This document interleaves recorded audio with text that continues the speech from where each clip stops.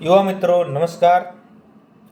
આજે તારીખ 6 જૂન 2026ની સ્થિતિએ તાજેતરમાં ગુજરાત એસટી નિગમ દ્વારા જે કંડક્ટરની ભરતી બહાર પડેલી છે તેમાં અરજી કરવા માટે પ્રાથમિક સારવાર તાલીમનું સર્ટિફિકેટ ફરજિયાત છે.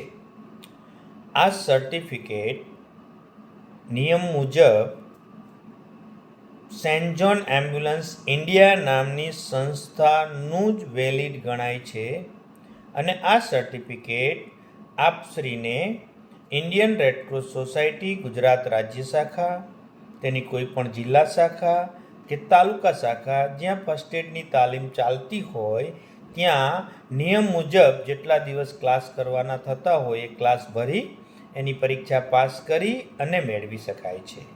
અથવા તો સેન્ટ જોન એમ્બ્યુલન્સ એસોસિએશન ઇન્ડિયાની કોઈ શાખા કે તેનું સેન્ટર હોય તો ત્યાંથી મેળવી શકાય છે.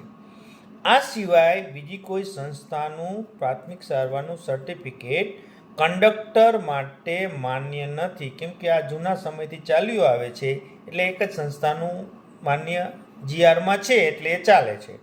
એટલે બીજે ક્યાંય તપાસ નહીં કરતા, બીજે ક્યાંય આમ તેમ જતા નહીં.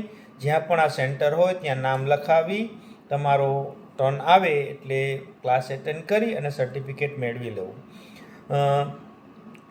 અમારી સંસ્થા ગુજેટ disaster and first aid foundation એ પ્રાથમિક સારવારના તાલીમ કાર્યક્રમો કરે છે, પણ તે ફેક્ટરી માટે કરે છે, બેન્કો માટે કરે છે, શાળાઓ માટે કરે છે, ટ્રાન્સપોર્ટર્સ માટે કરે છે અને બીજા કોઈ પણ સેક્ટર માટે અમે પ્રાથમિક સારવાર તાલીમનું કાર્ય કરીએ છીએ.